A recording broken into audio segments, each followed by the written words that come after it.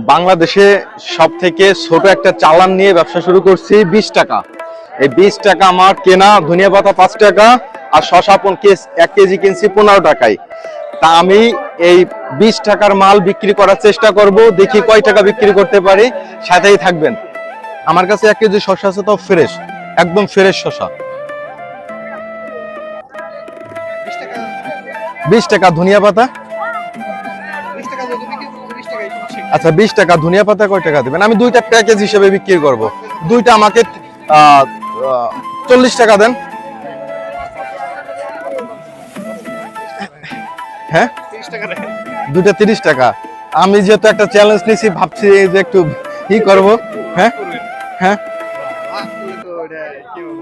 কেমন হয়ে গেল দেন?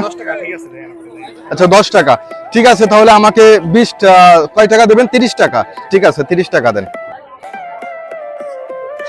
এই যে আপনার বাই সামলে আমি বলি, ঠিক আছে, আমি শসা কিনছি 15 টাকা দিয়ে 1 কেজি, আর ধনিয়া পাতা কিনছি 5 টাকা দিয়ে। তাহলে আমার কত হলো? 25 টাকা। 25 টাকা আমি বিক্রি করলাম 30 টাকা। মাত্র 5 মিনিটের ব্যবধানে 5 টাকা লাভ করলাম। আর যে কোনো কিছু করা যায় ভাই।